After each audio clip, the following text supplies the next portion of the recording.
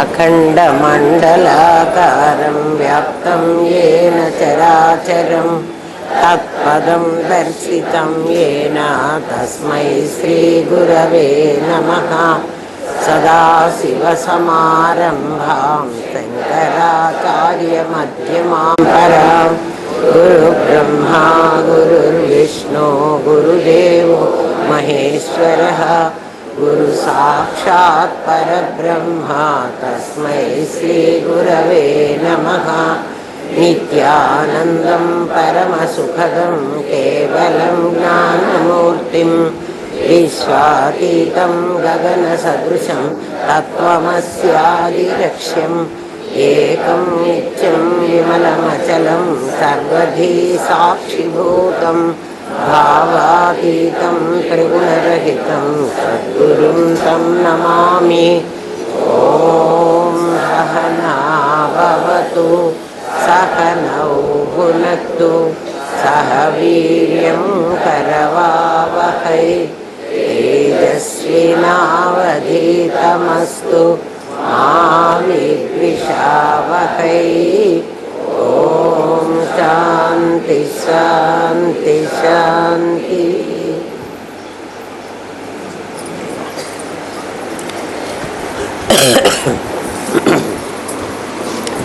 భగవద్గీత మనకి ఏం చెప్తోందంటే, ఈశ్వర సర్వదేహానాం హృద్దేశే అర్జున తిష్టతి. ఈశ్వరుడనేవాడు మన లోపల కూర్చుని సర్వదేహానం అందరి శరీరాల్లో కూర్చున్నట్టవాడు. మరి అందరి శరీరాల్లో ఒక్కొక్కడు కూర్చుంటే ఇంతమంది ఈశ్వరులు ఉన్నారు. అందరి శరీరాల్లో కూర్చున్నట్టవాడు. మరి అందరి శరీరాల్లో ఒక్కొక్కడు కూర్చుంటే ఇంతమంది ఈశ్వరులు ఉన్నారా? కాదు. అందరి శరీరాల్లో ఉన్న ఈశ్వరుడు ఒక్కడు. ఒక్కొక్కడు అందరి శరీరాల్లో ఉన్నాడంటే చాలామంది ఈశ్వరులు ఉండాలి. ఒకే ఈశ్వరుడు అందరి శరీరాల్లో ఉన్నాడు అని అనేట్లయితే బాగా అర్థం చేసుకోండి కదా. అందరి శరీరాల్లో ఉన్న ఈశ్వరుడు ఒకడే ఉంటాడు. అట్లా ఎట్లా ఉంటాడు అంటే, ఒక సూర్యుడు సమస్త జీవులకు తాను ఒక్కొక్కడే తోచుకోరికం. ఒక సూర్యుడు ఒక్కడే ఉంటాడు. గోదావరిలో అనేక కుండలు ఉంటాయి. కుండల్లో గోదావరి నీళ్ళే ఉంటాయి కదా. ఆ నీళ్ళల్లో సూర్య ప్రతిబింబం పడుతుంది. ఆ పడ్డ ప్రతిబింబాన్ని సూర్యుడు కాదు అందామా? అది సూర్యుడే. కానీ సూర్యుడే అందామా? కాదు. అట్లా ప్రతి ఒక్కరిలో ఆ వాడు ఉన్నాడు అంటున్నాడు. ఎవడు వాడు? మనం మరి వాడు చెప్పుకోవాలి కదా. ఉన్నాడు అని వాడు చెప్పగానే సరే ఉన్నాడు చేతికి అనుకుంటామా?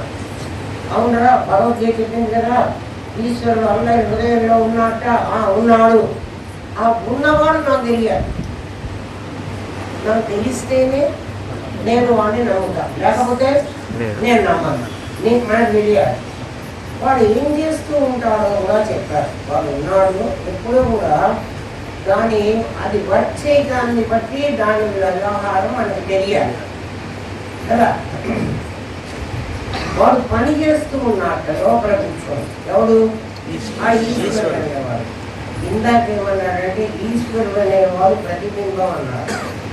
ప్రతిబింబం అన్నారు కదా. అంటే సూర్యబింబమే కుండలో ప్రతిబింబించింది. ఇప్పుడు ఆ సూర్యుడికి ఈ సూర్యుడికి తేడా ఏంటంటే, ఆ సూర్యుడికి వేడిమి వెలుతురు రెండు ఉంటాయి. ఈ సూర్యుడికి వెలుతురు మాత్రమే ఉంటుంది, వేడి ఉండదు. బాగా అర్థం చేసుకోవాలి. వెలుతురులో ఏం చేస్తూ ఉంటాడు వీడు? ఈ సూర్యుడు ఏం పని చేస్తాడు అంటే, సర్వదేహానాం హృద్దేశే అర్జున తిష్టతి. అందరి శరీరంలో వాడు ఉన్నాడు. ఉన్నాడు నిజమే. ఎందుకంటే ప్రతిబింబం పడిందని మనం ఒప్పుకున్నాం. గోదావరి నీళ్ళల్లో కుండలు ఉన్నాయి. గోదావరి జలం అంటే ఇదంతా గోదావరి. గోదావరిలో ఒక్కొక్క కుండ పెట్టాం. కుండ స్వభావాలు ఏమిటంటే, ఒక కుండ కళ్ళుకుండా, ఒక కుండ పాలకుండా, ఒక కుండ పెరుగుకుండా, ఒక కుండ తేనెకుండా, ఒక కుండ వినాయకుండా. మన ఇష్టం. రకరకాల కుండలు ఆ కుండలన్నీ ఇది పర్మనెంట్గా అర్థం చేసుకోవాల్సిన విషయం. ఆ కుండలన్నీ ఏం చేస్తున్నాయంటే కుండ తాలూకు వాసనని పెడుతున్నాయి. దాని పేరు స్వభావాన్ని పక్కకు పెట్టాడు. అక్కడ లోపల ఒక ప్రతిబింబం ఉంది అని చెప్తున్నాడు. వాడు ఏం చేస్తూ ఉంటాడంటే రామయ్యన్ సర్వభూతాన్ని, ఫలానా భూతాన్ని కాదు, భూతం అంటే ప్రాణి, సర్వభూతాన్ని, అన్ని ప్రాణులను, అన్ని ప్రాణులు అంటే మన దగ్గర ఎన్ని ప్రాణులు ఉన్నాయి? 5 భూతాలు ఉన్నాయి. 5 భూతాలకి 5 ప్రాణాలు ఉన్నాయి. 5 భూతాలు ఏంటి అంటే పృథ్వీ, ఆపస్సు, తేజస్సు, వాయువు, ఆకాశం. 5 భూతాలు. ఈ 5టిని కలిసి పాంచ భౌతికము అంటారు కదా. నా శరీరం అంటే 5 భూతముల యొక్క కలయిక. 5 భూతాలకి 5 గుణాలు ఉన్నాయి. శబ్ద, స్పర్శ, రూప, రస, గంధ. ఇవి 5 లక్షణాలు. ఎవరి 5 లక్షణాలు? పంచభూతాల యొక్క లక్షణాలు. వీళ్ళు ఏం చేస్తూ ఉంటారంటే సర్వభూతాన్ని అంటే ఇందాక సర్వదేహాలలో ఉన్నా అనే అర్థం కాకుండా మన ఒక శరీరంలో, ఇక్కడ ఒక ఈశ్వరుని గురించి మాట్లాడుతున్నాం. మన శరీరంలో ఉన్న 5 భూతాలు సర్వభూతాన్ని, ఈ 5 భూతాలను యంత్ర ఆరూఢాన్ని మాయ, తన మాయ చేత ఒక యంత్రాన్ని నడిపేవాడు. ఆ యంత్రాన్ని నడిపేవాడు దూరంగా ఉండాలి, యంత్రం వాడికంటే వేరుగా ఉండాలి. దాన్నే వాడు తిప్పుతాడు. ఎగ్జిబిషన్ గ్రౌండ్లో అవేవో ఉన్నాయి మనకి, జైంట్ వీల్. జైంట్ వీల్ను నడిపేవాడు జైంట్ వీల్లో ఉంటాడా, జైంట్ వీల్ పక్కన ఉంటాడా?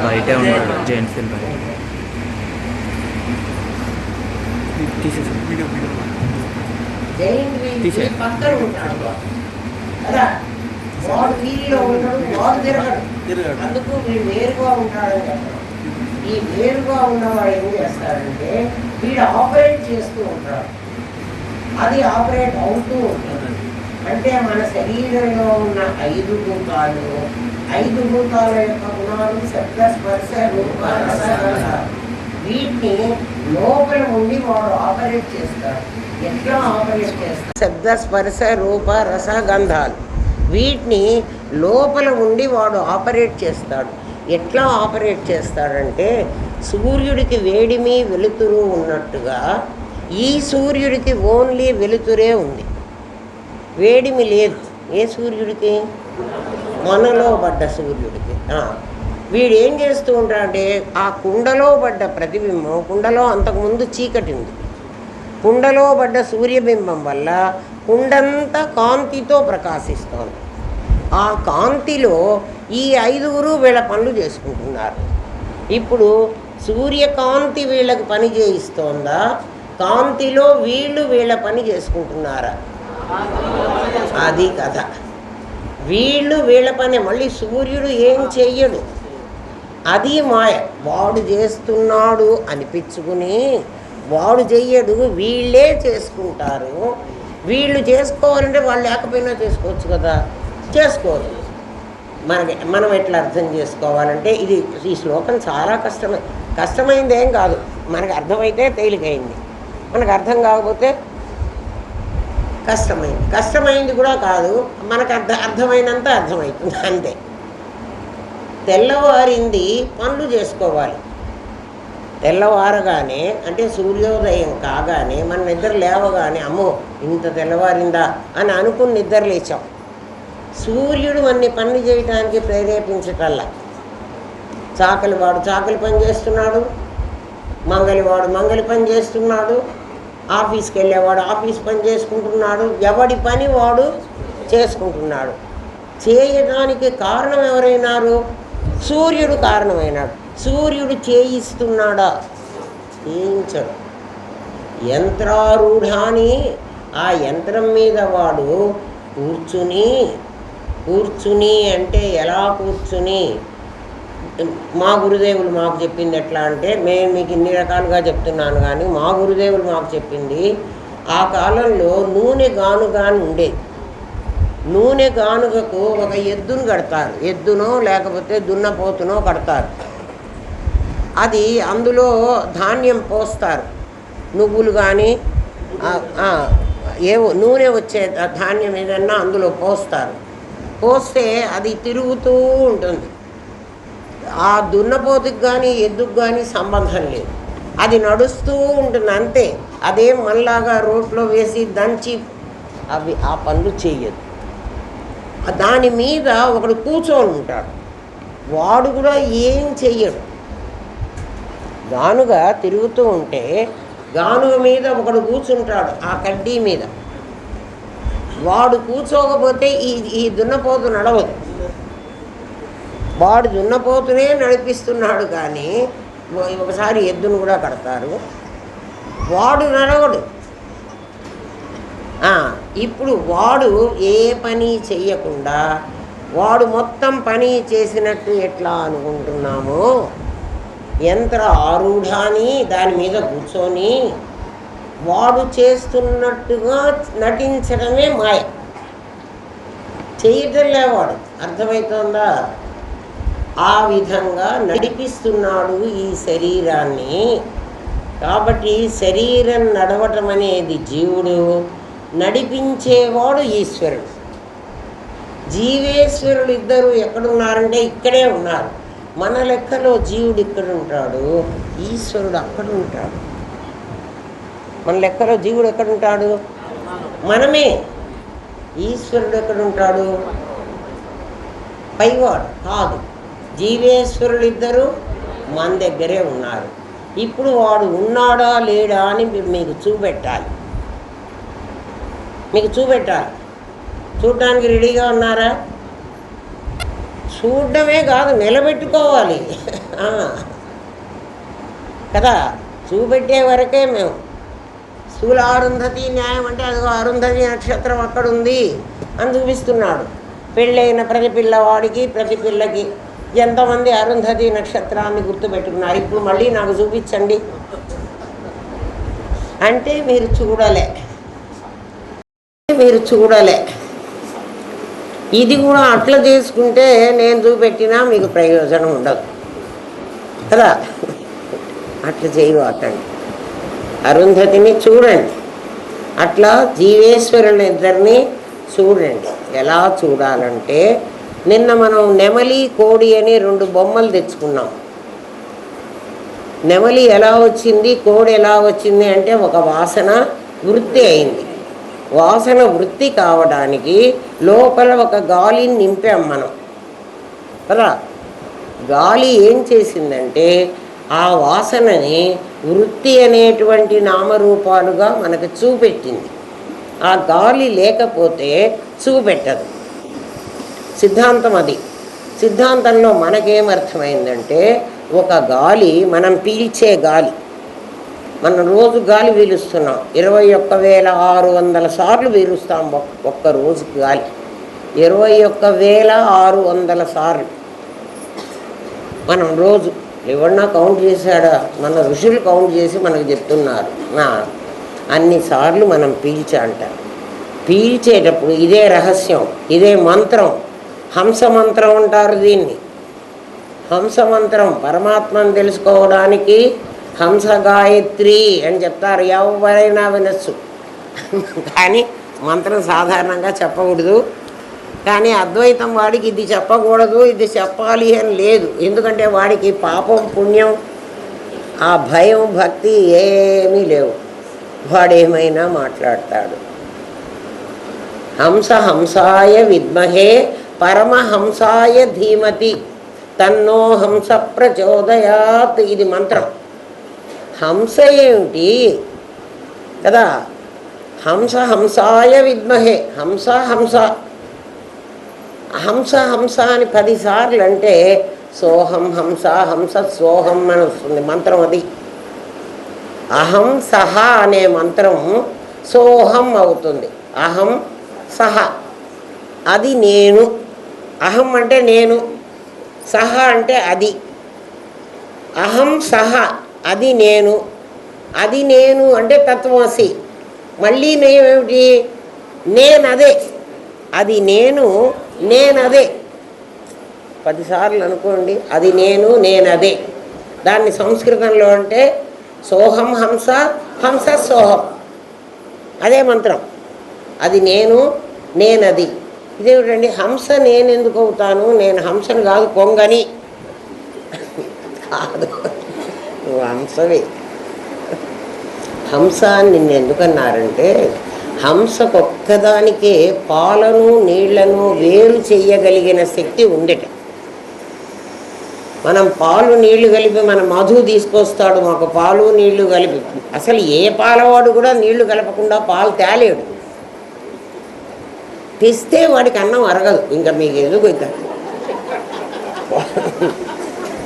కాసి నీళ్ళన్నా కలపకుండా పాలు తేవుడు, అది రూల్. అంటే వాడి గురుమంత్రం అది.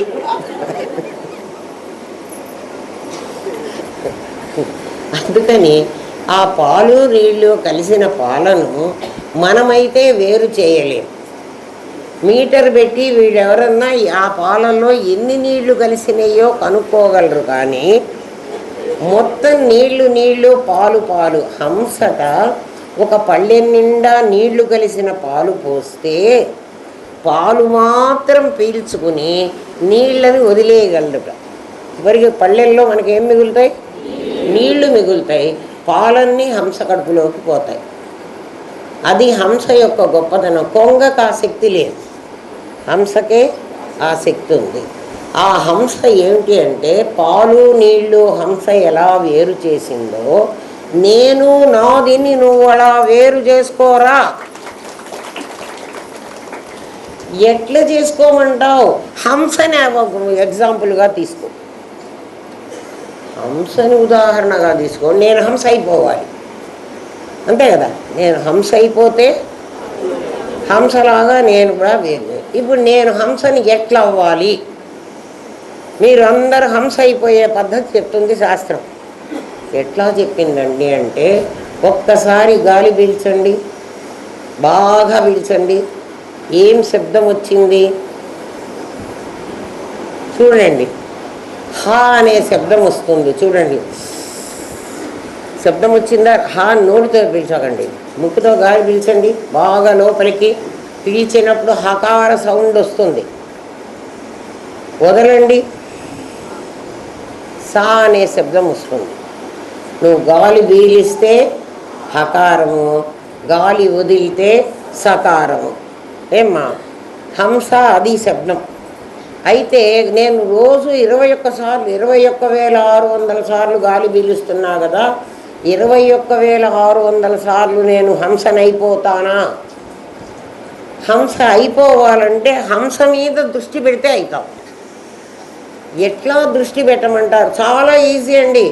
నేను ఎట్లా తెలుసుకున్నానో మేము ఎట్లా చెప్తున్నా, జాగ్రత్తగా వినండి. ఇందులో ఏమాత్రం పొరపాటు లేదు, మోసం లేదు, మాయ లేదు. ఎవడికి వాడు చేసుకొని తప్ప మీరు తెలుసుకోండి. ఎందుకంటే నేను ఒక వాసన, నా వాసనతో నేను భానుమతిని అయినా అంటే ఒక వాసనతో అది నెమలైంది, లేవేమో పోన్లే పర్వాలేదు, అర్థమవుతుంది కదా. ఒక వాసన ఒక రూపం ధరించింది. ఆ రూపం ధరించడానికి దాని లోపలికి గాలి నింపాను. ఆ గాలి ఎక్కడిది? ఇక్కడిది, బయటిది. ఏమ్మా ఇప్పుడు నువ్వు గాలి పీల్చేటప్పుడు, మనం గాలి పీలుస్తున్నాం కదా, ఈ పీల్చేటప్పుడు బయటి గాలిని లోపలికి తీసుకుంటున్నాను. ఇది నిరాకారం. ఈ బయటి గాలి నిరాకారం. నేను తీసుకున్న తర్వాత అది నా రూపం ధరిస్తోంది. నెమలిలో గాలి కొడితే కదా నెమలి అది నెమలి రూపం ధరించేది. ఈ గాలి నన్ను భానుమతిగా నిలబెడుతున్నది.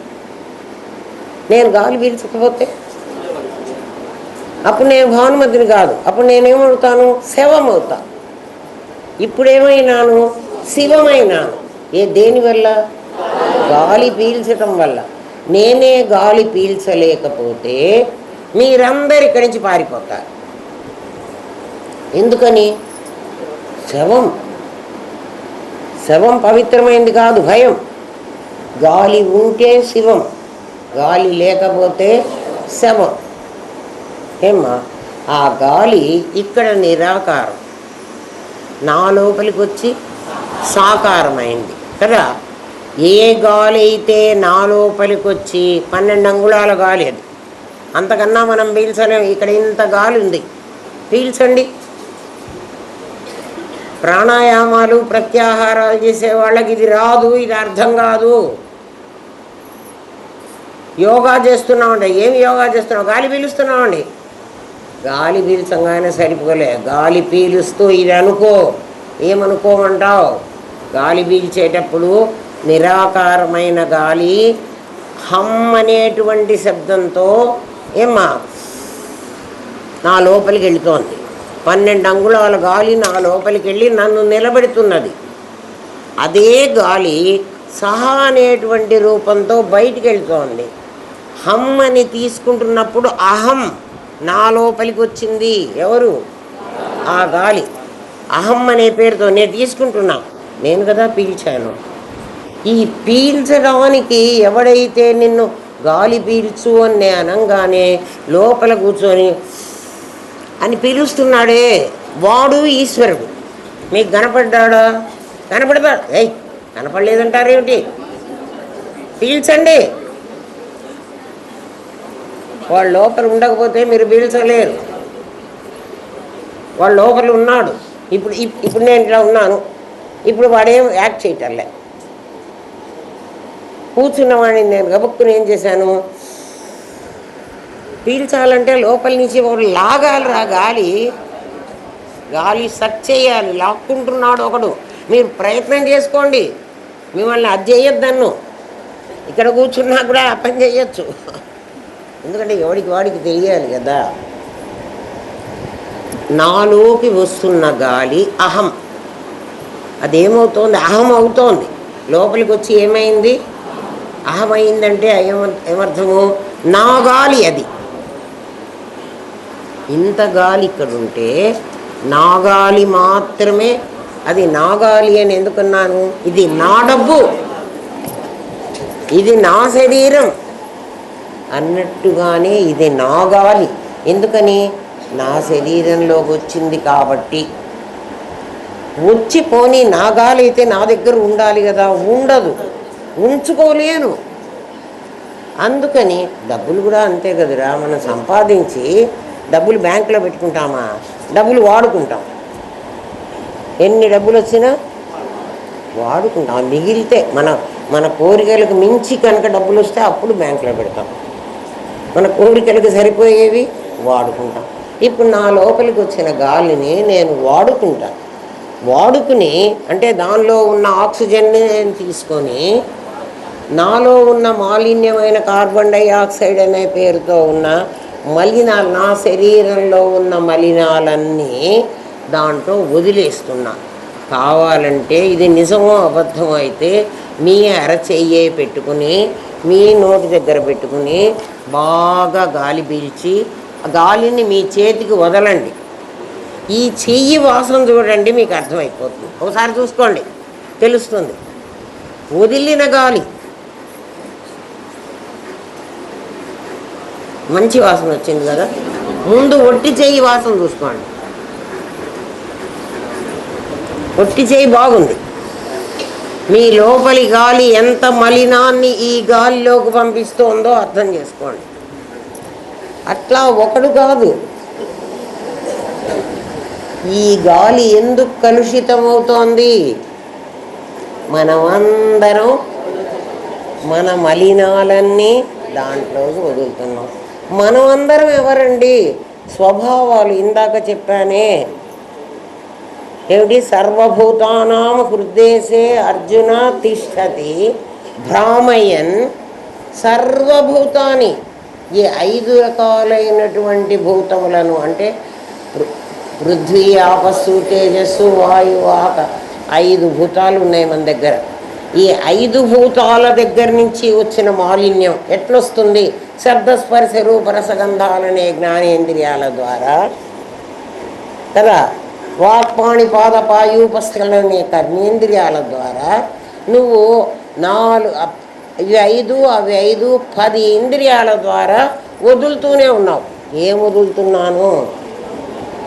కారులో పెట్రోల్ ఖర్చు అయ్యే కొద్దీ వెనక నుంచి ఒక నల్లటి పొగ ఎట్లా వస్తుందో, ఎక్కడి నుంచి వస్తోంది?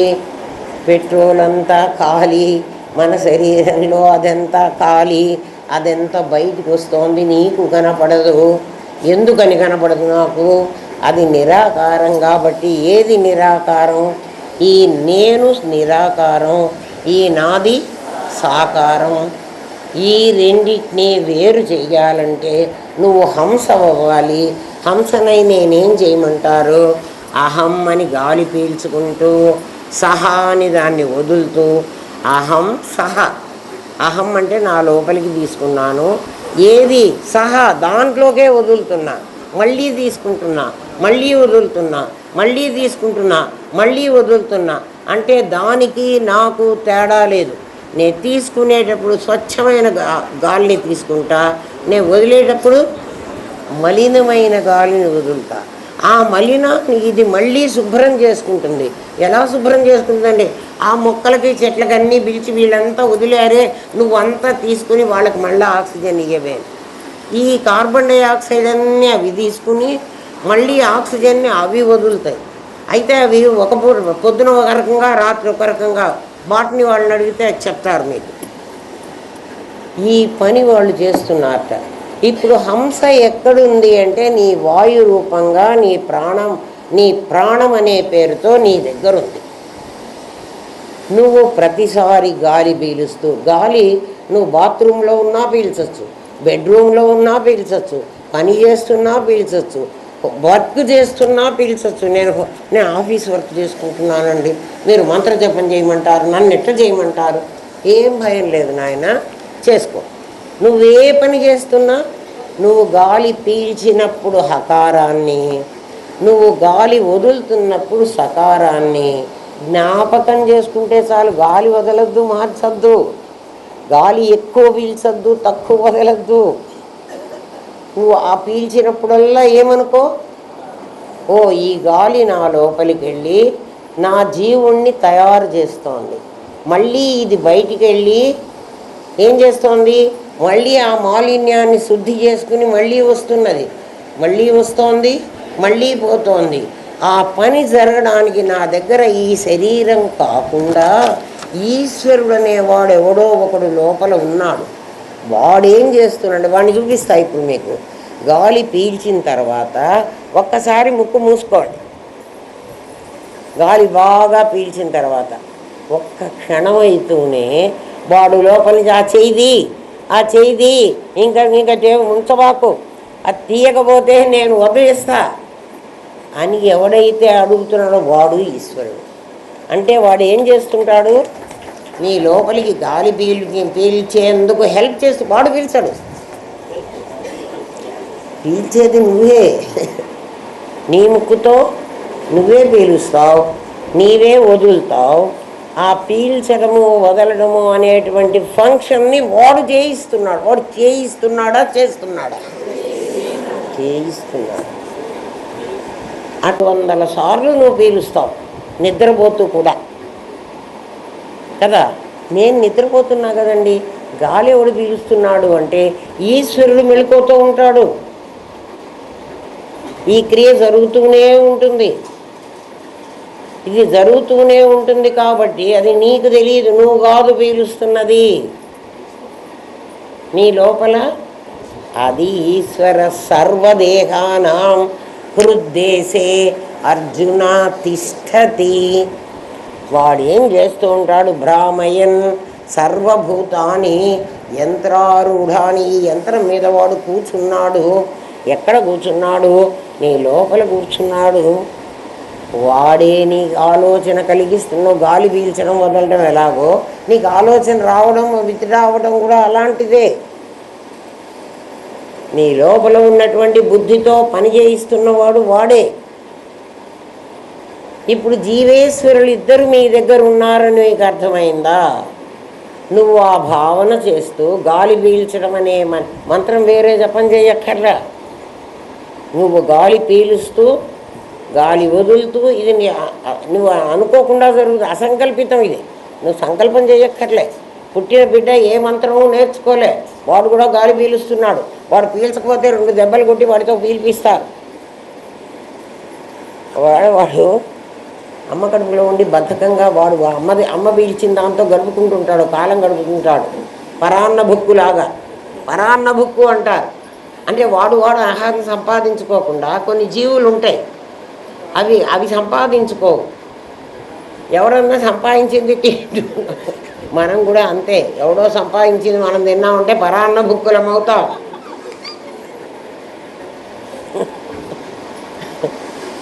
ఉద్యోగం చేయని ఆడపిల్లలందరూ అనుకుంటారేమో మేమంతా పరాన్న భుక్కులమా అని. కాదమ్మా, మీరు ఇంట్లో చాలా పని చేస్తున్నారు. ఆ పని చేసినందుకు మీరు అన్నం తినచ్చు, ఏం పర్వాలేదు, మీరు పరాన్న భుక్కులు కాదు.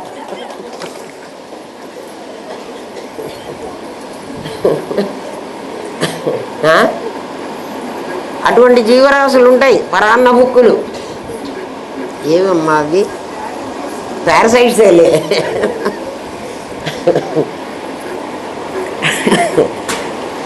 కాబట్టి ఈ జీవుడు ఈశ్వరుడు అనే ఇద్దరు నీ లోపల ఉండి మన లోపల ఉన్నారు. మన నిద్రపోతున్నా కూడా ఉంటారు. అయితే నిద్రపోతున్న వాడెవడు? ఈ గాలి పీల్చమని చెప్తున్నవాడు, గాలి పీల్చమని చెప్పేవాడు ఈశ్వరుడు. నిద్రపోతున్నవాడు జీవుడు. ఈ 2 కూడా విశేషాలకే ఉంటాయి, సామాన్యానికి లేవు. అర్థం చేసుకోండి. విశేషం అంటే సద్విశేషం, చిద్విశేషం.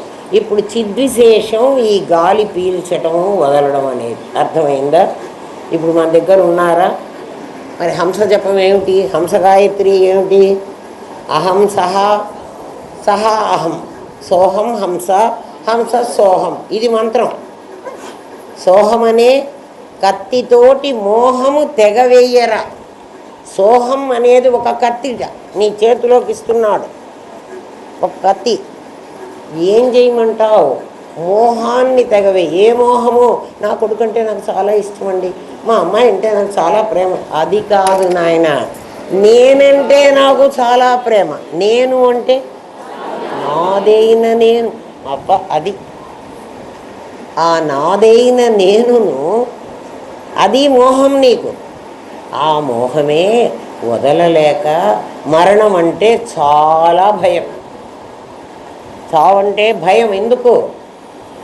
ఏం వదలలేక. కొడుకుని, కోడల్ని, కూతుర్ని, అల్లుడిని వదలలేక కాదు. అందుకని సోహం అనే కత్తి నీ చేతిలో పెడుతున్నారా నాయన? ఈ కత్తి చేతిలో పెట్టుకుని ఎవరిని నరకమంటావు? కత్తి చేతిలో ఉంటే ఎవరినో ఒకరిని నరకాలి. నీ దగ్గర మోహం అనేటువంటి ఒక శత్రువు ఉంది. ఎవరా మోహం అంటే శరీరం అనేటువంటిది మనం పని చెయ్యడానికి తెచ్చుకున్నటువంటి ఒక ఉపకరణం. ఎందుకంటే నాకు పని చేయాలి, అనవసరంగా నేను ఊరికే వచ్చాను. నేను ఒక వాసన పెట్టుకొని వచ్చానురా, ఆ వాసన వృత్తి కూర్చుంది నా దగ్గర. అది ఎందుకు వచ్చిందంటే ఒక పని చేయడం కోసమే మనం ఈ ప్రపంచంలోకి వచ్చాం. ఆ పని చేయడం కోసం ఈ శరీరం అనేది ఉపకరణం నీకు. ఇది ఉపకరణంగా ఉండకుండా నీవై కూర్చుంది. అది ఇప్పుడు ప్రమాదం మనకు. ఏమిటి ప్రమాదం? శరీరం ఏమై కూర్చుంది మనకి? నాదిగా వచ్చి నేనై అది ప్రమాదం. మీరేం వింటున్నారు అంటే నాదిని నేనుని 2 ఉన్నాయి మా దగ్గర. నేను నిజమైన నేను, నాది నేను తెచ్చుకున్న పరికరం. నా కారు నన్ను మింగేస్తానండి, నా కారు నన్ను ఎక్కించుకుని పోతే పర్వాలేదు, కానీ కారు నా మీద ఎక్కుతానంటే ఏం లేకుండా కారు ఏం చేయాలి? నన్ను ఎక్కించుకుని నేను ఎక్కడికి వెళ్ళాలంటే అక్కడికి అది తీసుకెళ్ళాలి. అప్పుడు కదా అది నా కారు అవుతుంది. లేదు నువ్వు కింద పడుకో, నేను నీ వీధి నుంచి పోతాను అని కారు ఒకవేళ అన్నదనుకో, అప్పుడు కారు అంటే మనకు ఇష్టం ఉంటుందా? ఉండదు. కారు మనం ఎక్కక్కర్లే. ఈ శరీరం అనేది నీకు కారు లాంటిది. నీవు దీన్ని అధిరోహించి, నేనంటే ఎవరు? నిరాకారమైన నేను. దీంట్లో నేను కూర్చుని దీనికి అసలు ఆకారం ఇచ్చా. నన్ను కాస్త వద్దని ఇది నా నెత్తినెక్కి కూర్చుని అంటే ఆ నేనని ఇది వ్యవహారం చేస్తోంది. మీకు అర్థమవుతోందా? ఇంక అసలు వినాల్సిందేం లేదు. ఇది అర్థమైతే మీరు అసలు ఆనందధామానికి రేపటి నుంచి రాక్కర్లే. అర్థమైనట్టే ఉంటుందిరా కదా. అది కదా మాయయ్య అన్నాడు. అన్ని శరీరాల్లో నేను కూర్చుని నేను చెప్తున్నంతసేపు నిజంగానే అవును కదా అనిపిస్తుంది. కానీ ఆ గేటు దాటంగానే చూడండి, ఎందుకండి అట్లా అంటే మళ్ళీ గుర్తు చేసుకుంటే ఉంటుంది. కానీ మళ్ళీ నాదే నేనై అంటే నాదే నేనైనా అంటే కారు నా మీదకి వస్తోంది అని అర్థం చేసుకోండి. నేను కారు ఎక్కి ప్రయాణం చేయాలి, కానీ కారు నా మీద నుంచి పొమ్మని అనకూడదు కదా. బాగా ఆలోచించండి.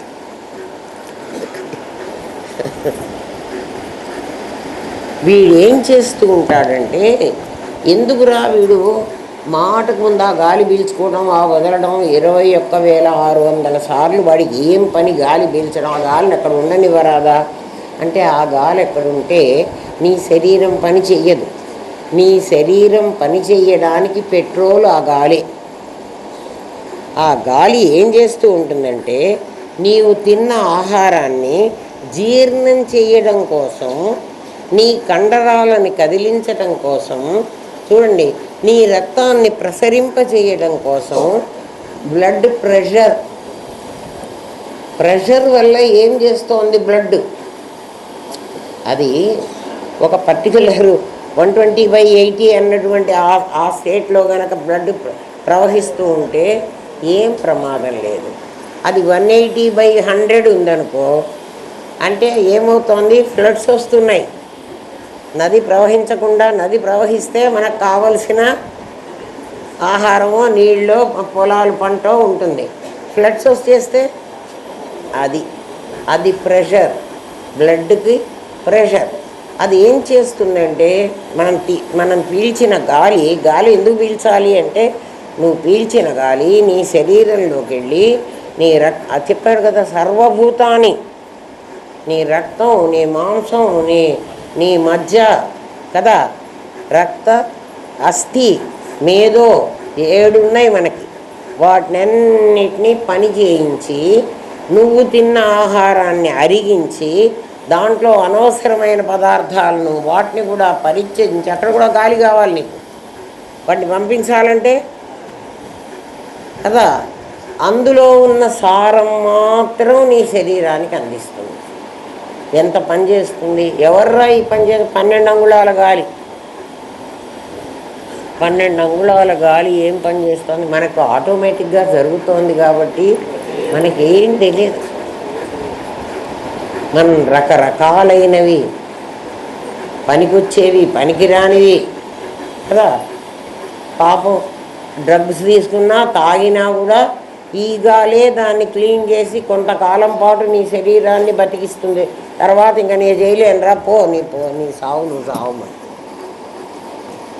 అంతే కదా. కారు కూడా స్పీడియోమీటర్ అని ఉంటుంది, దాంట్లో అది 60 వరకు వచ్చే వరకు పర్వాలేదు, నువ్వు ఎట్లా నడిపినా నేను నడుస్తా, నీ ఇష్టం, ఏమన్నా నడుపు, కారు యాక్సిలేటర్ గట్టిగా దొక్కవాక అంటుంది. 60 నుంచి 100 వరకు, 120 వరకు వచ్చే వరకు, ఒరేయ్ నా పని ఏం లేదురా, నీ సగం నా సగం, నువ్వు కేర్ఫుల్గా ఉండకపోతే నేనేం నిన్ను రక్షించలేను. 120 దాటాక ఇంకా నా పని అయిపోయింది, అంతా నీ పని ఎప్పుకోవాలి. స్పీడియోమీటర్ అందుకు పెడతాడు వాడు. నీ ఇష్టమొచ్చినట్టు చేస్తే నేనేం చేయను. ఇక్కడ కూడా మన దగ్గర కూడా ఒక స్పీడియోమీటర్ పెట్టాడు. 40 ఏళ్ల వరకు నువ్వేమన్నా తినరా, నేనేం చెయ్యను, నీ శరీరాన్ని అట్లా నిలబెడతాను. 40 దాటిన తర్వాత ఒరే జాగ్రత్తరా, ఏం తింటున్నావో ఏం తాగుతున్నావో కేర్ఫుల్గా ఉండరా. 60 దాటాక అబ్బాయి నా పని అయిపోయింది, నీ కంట్రోల్లో నువ్వు పెట్టుకుంటే నేను నీకు హెల్ప్ చేస్తా, లేకపోతే నిన్ను మింగేస్తా. ఎవరు మింగుతున్నారు రామన్ని? మనం అందరం 40 దాటి ఉంటే మాత్రం జాగ్రత్తగా ఉండి 40 లోపలి వాళ్ళు మీ ఇష్టం, కొంతకాలం మీకు ఫ్రీగా వదిలేసాం, మీ ఇష్టం రా. 40 లోపలి వాడు అయితే జాగ్రత్తగా ఉండి మన బీ కేర్ఫుల్.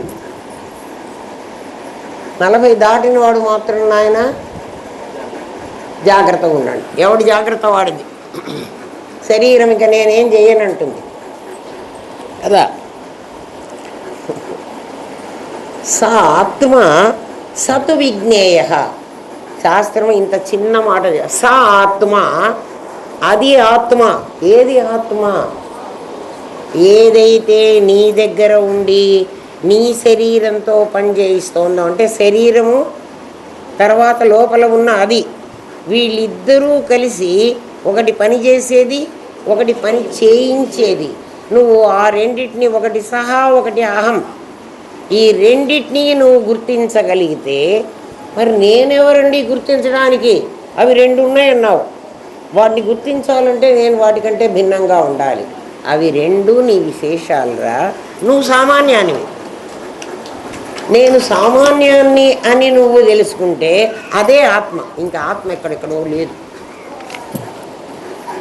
మొట్టమొదట్లో మేమే మీకేం చెప్తామంటే పంచకోశ విచారణ చెప్పి, నాయన అన్నమయ కోశం నువ్వు కాదు, ప్రాణమయ కోశం నువ్వు కాదు, మనోమయ కోశం నువ్వు కాదు అని కాదు కాదు కాదు అంటాం.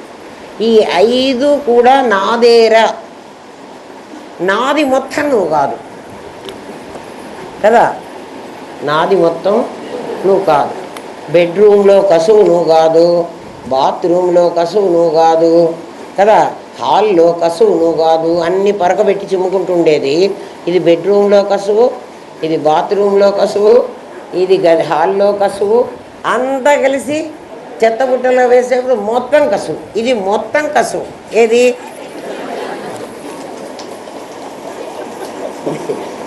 ఏం చెప్పమంటారు?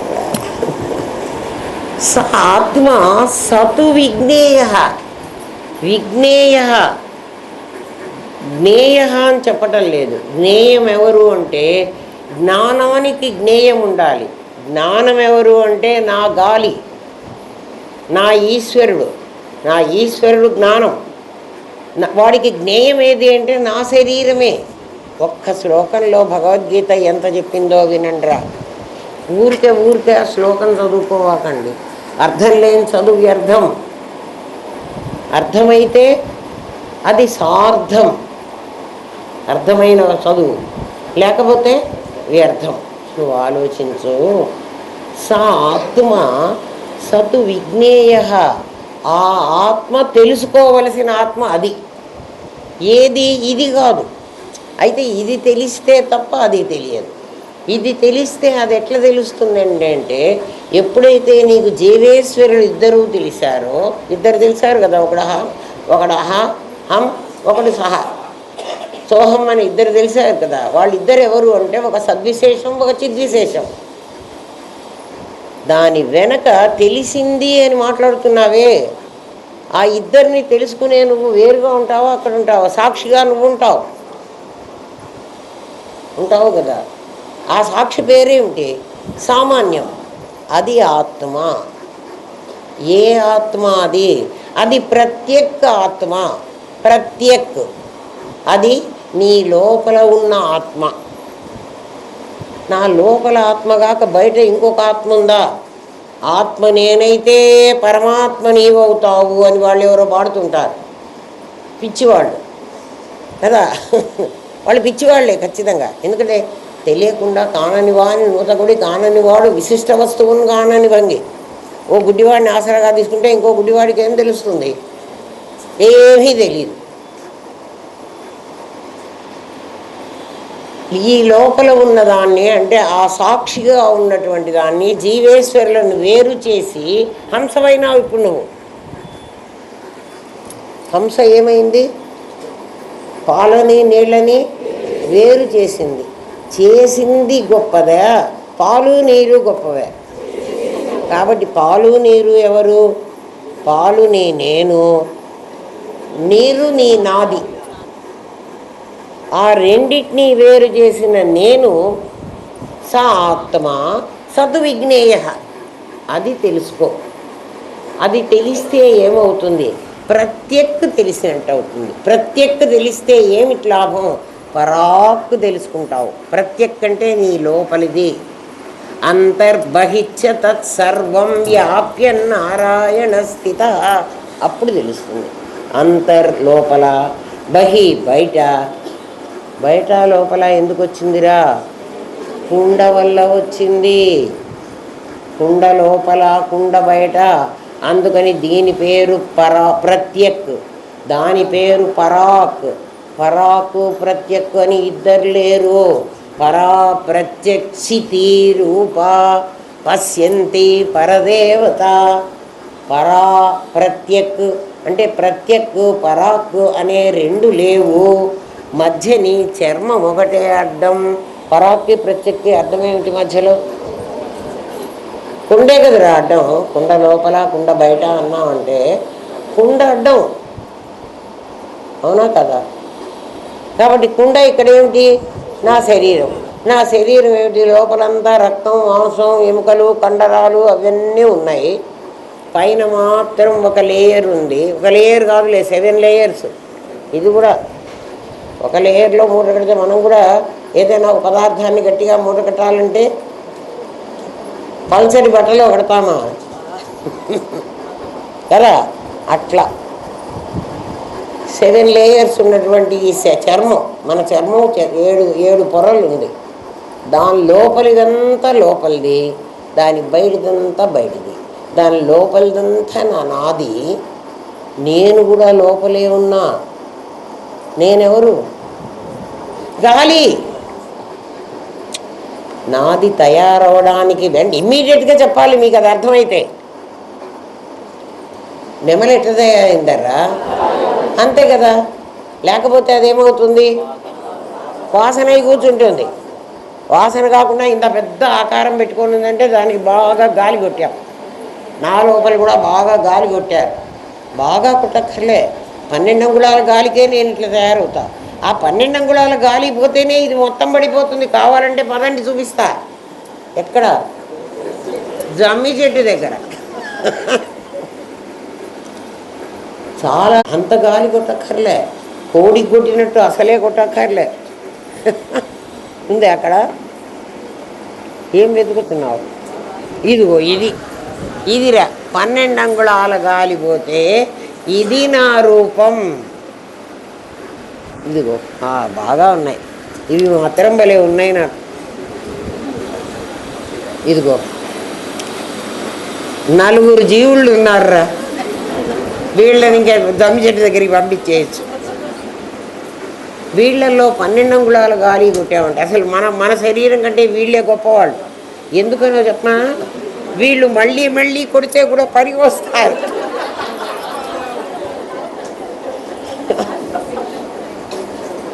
మనకు వెంటిలేటర్ పెట్టి కొడతాడు పాపం వాడు, అయినా ఉండదు. ఉంటుందా చూడండి, ఐసీయూకి వెళ్ళి చూసిరండి, తెలుస్తుంది. మన వాళ్ళు అయితే మనకు దిగులు అనిపిస్తుంది, ఎవరి వాళ్ళు అక్కడ ఉంటే మనకేం దిగులు అనిపించదు. తెలుసుకోవడానికి పోయిరండి. మీకు ఎవరన్నా తెలిసిన వాళ్ళు ఉంటే హాస్పిటల్లో ఐసీయూ లోపలికి వెళ్ళవాకండి. ఆ గ్లాస్కి బయట నుంచొని వీళ్ళందరూ ఏమో పట్టడానికి ప్రయాణికులు రెడీగా ఉన్నారు, మీ ఇష్టం కదా.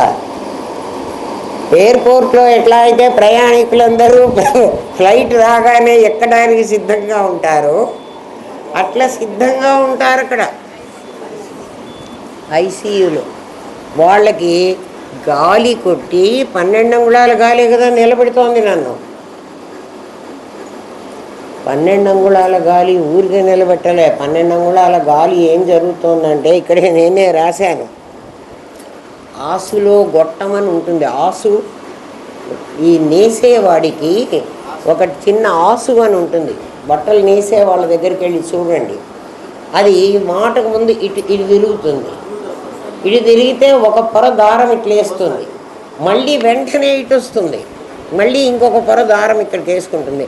అది ఇట్లా తిరుగుతూ ఉంటుంది, వాడు ఇట్లా కొడుతూ ఉంటాడు. దాన్ని గుడ్డ తయారవుతుంటే నెట్టుకుంటూ ఉంటాడు. దాన్ని ఆసులో గొట్టం అంటారు. అంటే నీ లోపల 12 అంగుళాల గాలి లోపలికి పోతుంటుంది, అది మళ్ళీ బయటకు వస్తూ ఉంటుంది. బయటకు వచ్చే గాలి చాలా బరువుగా వస్తుందిట. అందుకే ప్రాణం చాలా బరువుగా పోతుందిట. లోపలికి పీల్చుకున్నంత ఈజీ కాదు. ఎందుకు అంటే లోపలికి పీల్చేటప్పుడు అది చాలా స్వచ్ఛమైన గాలి, లైట్ వెయిట్ ఉంటుంది. బయటకు వచ్చే గాలి హార్డ్గా ఉంటుంది, వేడిగా కూడా ఉంటుంది. చూసుకోండి కావాలంటే. ఏం చూసుకోండి, ఆయన గడిచిపోతున్నారు కదా. మిషన్ని ఇష్టం వచ్చినట్టు వాడేసుకుంటున్నాం. అది నీ మిషన్ని పరీక్షించుకుంటే నీకు అన్నీ తెలుస్తాయి. ఇది నా పద్ధతి కరెక్టా, వాడి పద్ధతి కరెక్టా అక్కర్లే. నీ శరీరం నీకే చెప్తుంది నీది కరెక్ట్ అవునో కాదు. అవునా కదా? ఆలోచించండి ఏమ్మా. అందువల్ల నువ్వేం చేసావంటే ఫస్ట్ నువ్వు లిమిట్ చేసావు నీ శరీరాన్ని. అంతర్బహిత్య తత్సర్వం వ్యాప్య నారాయణ స్థిత స ఆత్మ సత్ విజ్ఞేయ అన్నాడు కదా. అది బయట లోపల కూడా ఒకటే ఉంది. బయట లోపల అనే 2 పదాలు లేవు. ఎందుకు లేవు? బయటిది లోపలిది ఒకటేరా. నీళ్లు ఉన్నాయిరా. నీళ్ళని నేను ఒక కర్ర పెట్టి ఇట్లా ఇంతవరకు నీళ్ళు, ఇంతవరకు నా నీళ్ళు అని ఒక గీత గీచాను. కట్టె తీసుకుని, కట్టెక్కర్లే, కత్తి తీసుకుని గీచా. నీళ్లు కట్ అవుతాయా? నువ్వు కట్ చేస్తూ ఉండగానే అవి కలిసిపోతూనే ఉంటాయి. నీ శరీరం అంతర్బహి అలాంటిది. నిప్పుని కట్ చేయండి, చేయడానికి వీలు. నీళ్ళని కట్ చేయండి, చేయడానికి వీలు. భూమిని కట్ చేయండి, చేయడానికి లేదు. భూమిని నువ్వు ఆ గోడ గట్టి కట్ చేసావు, భూమి మీద కట్టావు, కింద కలిసి ఉందా లేదా? భూమి మీద గోడ కట్టి ఇంతవరకు నాది అంతవరకు వాడిది అన్నావు. ఆ గోడ కింద ఏది నీ భూమి వాడి భూమి కలిసి ఉంది. కలిసి ఉందని నాకెట్లా చెప్తారండి? నా భూమిలో నేను మొక్కేసుకుంటే వేరు చక్కగా వాడి భూమిలోకి పోతుంది. నా ఇంట్లో నేను ఒక పాదు పెడితే తీగ బాకి వాడింట్లో పోయి కాయలు కాస్తుంది.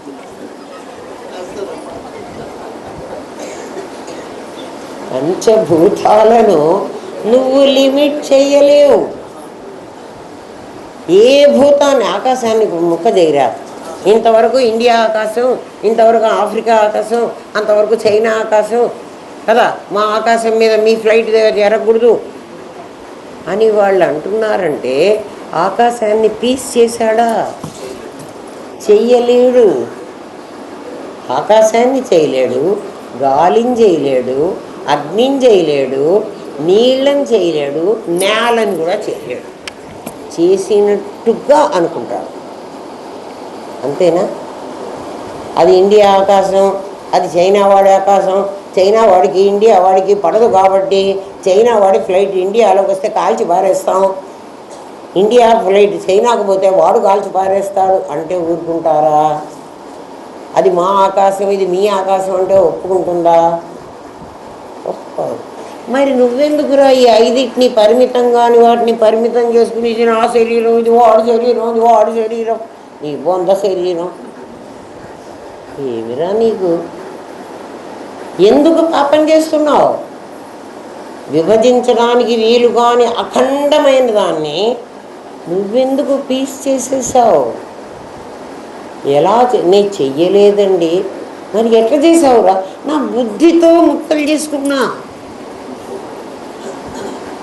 సరే, నీ బుద్ధితో ముక్కలు చేసుకున్నావు, సంతోషం కదా. రూపాయి కాయిన్ని ఎట్లా పంచుకున్నావురా?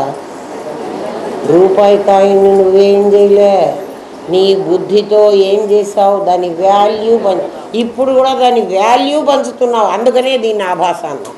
అర్థమైందా? ఏది ఆభాస? నీ శరీరం ఆభాస. అది ఎందుకని? ముక్క కానిదాన్ని ముక్క అయినట్లుగా భావించి ఆ ముక్క నాది అంటున్నావు, అసలు ముక్కే కాదు. అర్థమైందా? ఏమ్మా? సరే, అయితే నేను అట్లా వ్యాప్తి చెందితే నాకు ఏదైనా లాభం ఉందా? ఏదైనా వ్యాపారం చేసేవాడు నాకు ఏదైనా లాభం ఉందా అని అడుగుతాడు. ముందు వాడికి లాభం కావాలి. అసలు అక్కర్లే, మీకు తెలియదేమో, వరహాలు అవసరం లేదురా, వడ్డీ కావాలి. ప్రతి నెల వడ్డీ కడుతూ ఉండు, వాడు అస్సలు అడగడు. ఎందుకని? వాడికి అసలు మీద ప్రేమ లేదు, వడ్డీ మీదే ప్రేమ. అందుకే చూడండి, మా మనవడికి ఉంగరాలు చేయించాలండి, మురుగులు చేయించాలండి, గొలుసు చేయించాలండి.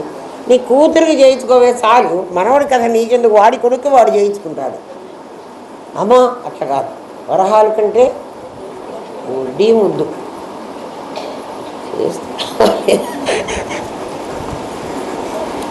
లాభం, వాడికి లాభం కావాలట. ఏమి లాభము అంటే, ఎప్పుడైతే నువ్వు సా ఆత్మా సతు విజ్ఞేయ అని తెలుసుకున్నావో, ఎట్లా తెలుసుకోమన్నారండి అంటే చెప్పా కదా, హంసవైపో అని.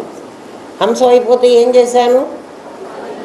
పాలని నీళ్ళని వేరు చేశాను కదా. పాలు మాత్రం తీసుకున్నాను, నీళ్ళు నాకు అంటే పాలు మాత్రం అంటే నేను తీసుకున్నాను, నాదిని వదిలేశాను.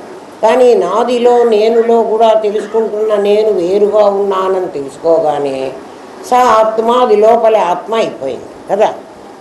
అలాంటిదే బయట కూడా ఉంది అన్నారు. లోపలికి బయటకి మధ్య ఏమొచ్చింది?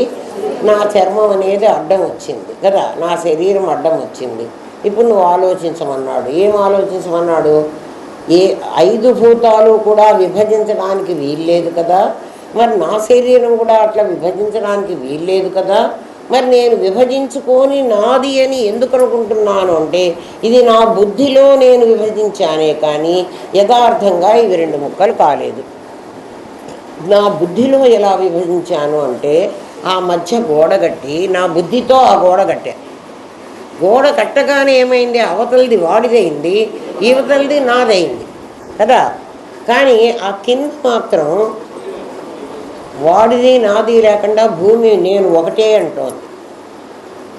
ఒకటే అని నా తీగని వాడి ఇంట్లోకి పోవాకవే, నువ్వు నా ఇంట్లోనే ఉండవంటే ఆహా నేను ఉండను, నేను రేపు పొద్దున్న లేచేటప్పటికి వాడి ఇంట్లోకి పోతుంది. ఎవరు? ఎందుకని? ఆ తీగకు తెలియదు ఇది నాది, ఎందుకంటే దానికి బుద్ధి లేదు, నాకు బుద్ధి ఉంది. నా బుద్ధితో నేనేం చేశాను? గోడ కట్టుకుని లిమిట్ చేసుకున్నా. గోడ కట్టుకున్నా అంటే లిమిట్. మీ ఇల్లు ఆనందధామం ఎంతవరకు అంటే ఇది ఈ హద్దుల్లో మధ్యలో ఉన్నదే ఆనందధామం, అవతలది కాదు, అది మంది కాదురా అంటావా అనమా? అంటే అది మనది కాదా? మొత్తం మందే. ఎప్పుడు నువ్వు అఖండం అయిపోతే, అందుకని నువ్వు అఖండమవు. అఖండమైతే నాకేంటి లాభం అండి? మృత్యువు అనేది ఒకటి నేను ఎత్తుకుపోతుందని చెప్పాం కదా. మృత్యువు అనేవాడు ఒకడు ఉన్నాడు. వాడు కూడా నీలాంటి వాడే, అంటే నెమల్లాంటిదే కోడి కూడా, జీవుడు లాంటి వాడే. యముడు కూడా నీలాగే శరీరం ఉంది. యముడు కూడా దాని లోపల నేనుగాడు ఒకడున్నాడు. ఆ నేను యముడు, అది వాడి నాది. వాడి నాది ఎలాంటిది అంటే అది దున్నపోతెక్కి వస్తుంది కదా. వాడొక నల్లటి శరీరం, ఏదో మన వాళ్ళు అట్లా మనకు భయం కలిగించడానికి అటువంటి ఆకారం. అంటే నిన్నెట్లా సృష్టించారో అట్లా వాడిని కూడా సృష్టించారు. నీవెప్పుడు నేను విడిగా కాలేదు, పంచభూతాలు కూడా ఎప్పుడు విడిపడవు అని నీకు అర్థమైందో, వాడు కూడా సేమ్ కదా, నీలాంటి వాడే కదా. అప్పుడు ఏమవుతాడు ఆ యముడు? ఆ యముడి శరీరం నీ శరీరం ఎలాగైతే లేకుండా పోయిందో, అంటే లిమిటెడ్ అన్నావు, బాడీ శరీరం కూడా లేకుండా పోతుంది. అప్పుడు యముడు లేడు, జీవుడు లేడు, ఎత్తుకుపోయేవాడు లేడు, ఎత్తుకోపోనిచ్చేవాడు లేడు. ఇద్దరు లేకపోతే ఇద్దరు కలిసి ఏమై ఉంటారు? ఒకడుగా ఉంటారు. ఆ ఒకడెవడు? నేనే. ఏ నేను? సా ఆత్మా సత్ విజ్ఞేయ, ఆ ఆత్మని నేను. అర్థమైందా? దీనివల్ల లాభం ఏమిటి? యముడు నిన్ను ఎత్తుకుపోలేడు. అంటే యముడు ఉండడా? నీకుండడు. నాకుండడు అంటే ఎవడు అలా తెలుసుకుంటాడో వాడికి యముడు ఉండడు. అయితే వాడు చావడా అండి? వాడు చేస్తాడు నాయన. అప్పుడు యముడు ఏం తీసుకుపోతాడంటే, ఒక ఆటలో సినిమాలో ఒకడు చచ్చేవాడు, ఒకడు బతికినవాడు, ఇద్దరు బతికిన వాళ్ళే. సినిమా మనం వెళ్ళానురా, ఒకడిని కత్తితో పొడుస్తాడు, వీడు చచ్చిపోతాడు. వాడు చంపేవాడు, వీడు చచ్చేవాడు. వాళ్ళు చచ్చినవాడు కూడా బతికే ఉన్నాడు, చంపినవాడు కూడా బతికే ఉన్నాడు. చంపిన వాడికి శిక్ష లేదు, చచ్చిన వాడికి ఏడవడం లేదు. అంటే వాళ్ళిద్దరు ఏమైనారు? బొమ్మలైనారు. బొమ్మలైనారంటే నిజంగా లేరు, ఉన్నట్టుగా కనబడుతున్నారే కానీ అప్పుడు వాడి శరీరాన్ని వాడు చంపడం అలాంటిది. అర్థమైందా? అంతే, ఇంకా తెలుసుకోవాల్సింది ఏం లేదు. అది లాభం. ఏం లాభము అంటే గంటలు గంటలు కూర్చొని ఎందుకండి మీరు ఇంత కష్టపడి చెప్పడం, మేము ఇంత కష్టపడి వినడం, విని ఏమిటి లాభం అంటే ఇది లాభం. మా డబ్బులన్నీ మాకు వస్తాయండి. మీతో పాటు మీ డబ్బులు కూడా ఇక్కడే ఉంటాయి. మీతో పాటు మీ పెళ్ళాం ఇక్కడే ఉంటుంది, మీ పిల్లలు కూడా ఇక్కడే ఉంటారు. అంటే ఏమిటండి అది? నేను, నా భార్య, నా బిడ్డలు, నా ధనం, నేను అక్కడ ఉండాలి. నాకు 3 ఉండాలి. 3 ఇక్కడే ఉంటాయి. ఎందుకని? ఆ 3 ఇందాక నేను చెప్పిన విభజించడానికి వీలు కానివి. రూపాయి ఏమైందిరా? బిచ్చగాడి బొచ్చెలో ఉన్నా రూపాయిగానే ఉంది, ఆ అంగడివాడి గల్లాపెట్టెలో ఉన్నా రూపాయిగానే ఉంది. రూపాయి నాకేం మలినాలు అంటలేదు. ఒక్కొక్కసారి శవం మీద విసిరేస్తూ ఉంటారు రూపాయలు. శవం మీద విసిరేసి కింద పడ్డా అది రూపాయిలాగే ఉంది. నాకు మైలు అంటలే, అవునా? రూపాయిగా ఉంటుంది.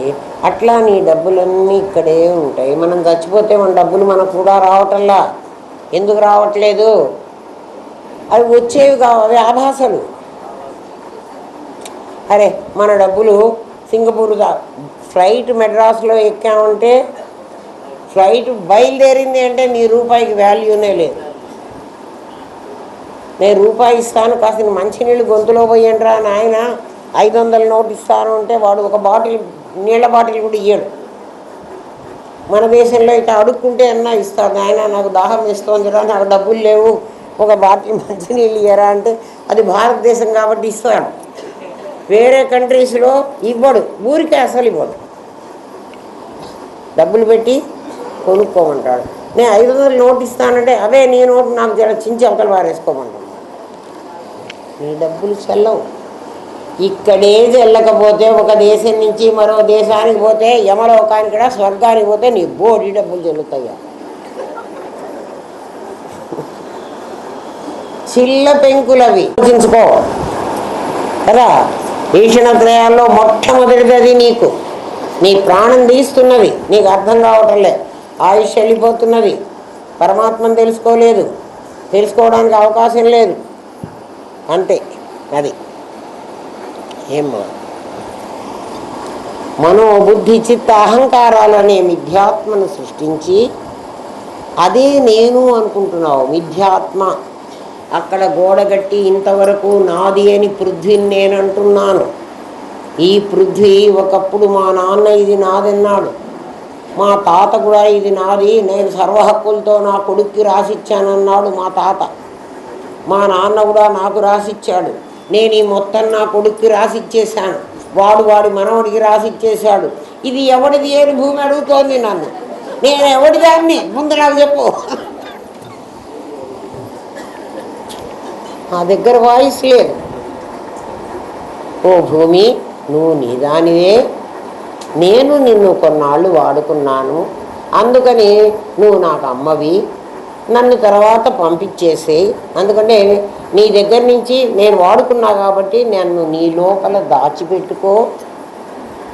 పాపం భూమి తన లోపల దాచిపెట్టుకుంటోంది. ఏమంటుందట భూమి? చూడండి, మనం అందరం ఈ భూమినే మగపిల్లవాడేమో దీన్ని తవ్వి దున్ని దాన్ని అంతా చేసి దాన్ని పైరు పండించి అంటే దానిలో నుంచి సంపదని పైకి తీసి జనానికంతా పంచిపెట్టాట. అందుకని నాయన నువ్వంటే నాకు చాలా ఇష్టం రా, నేను నిన్ను ఎత్తుకుని నా లోపల దాచుకుంటారా అని భూమి ఓ పిల్లవాడిని తీసుకుంటుందట. ఆడపిల్లని అక్కడంతా కసువు జిమ్మి నీళ్లు చల్లి ముగ్గేసి చాలా నీట్గా పెట్టావమ్మా, నన్ను వికారంగా ఉంచకుండా నన్ను ఆకారంగా అంటే బాగా అలంకరించావని ఆడపిల్లని తీసుకుంటుందట భూమి. ఇంకెవరిని తీసుకోదురా. అమ్మ దగ్గరికి వచ్చేటప్పటికీ అంటే తల్లి దృష్టి ఎట్లా ఉంటుందో చూడండి. అబ్బాయిని తవ్వి కొట్టి దాన్ని భూమిని ఏం చేశాడే, బోరు వేయారంటే పగరగొట్టాడు కదా, దాన్ని అంతా కొట్టి లోపలికి నుంచి నీళ్లు బయటకు రా. పోన్లేరా నాయన, నా దగ్గర నీళ్లు ఉన్నాయని తెలుసుకున్నావు కదా, అవి నువ్వు కష్టపడి తీసుకుని 10 మందికి పంచావు కదరా, మంచి పని చేసావురా, నన్ను ఒడిస్తే పొడి చేసావులే అంటుందిట. ఆ భూమిలాగా నేర్చుకోరా కదా, నీ సంపద నువ్వు తినకుండా నలుగురికి పంచరా. భూమి పంచింది, నువ్వు ప్రతి సంవత్సరం పంట పండించి మనకి ఇస్తున్నది కదా. పంట నేను పండించానంటావేమిటి? పంట ఎవడు పండించాడు? భూదేవి పండించింది, సూర్యుడు పండించాడు, వరుణుడు వర్షించాడు, మళ్ళీ పంచభూతాలే అవే ఆహారం సంపాదించినాయి, అవే నీకు పెట్టినాయి. మధ్య నీదేమిటి చెప్పు? ఏం లేదు. మరి ఎందుకు విరవీగుతున్నావు? అంతా నేను చేశానంటావు కదా. నేను చేశానంటాడే ప్రతివాడు, నిజంగా వాడు ఏం చేయటంలే కదా. నువ్వు మిథ్యాత్మను సృష్టించుకుని, మిథ్యాత్మ గౌణాత్మ ఇది దీన్ని తయారు చేసుకుని, నువ్వు మిథ్యాత్మ అంటే నీ శరీరం, గౌణాత్మ అంటే ఈ ప్రపంచం జగత్తు, జీవుడు జగత్తు.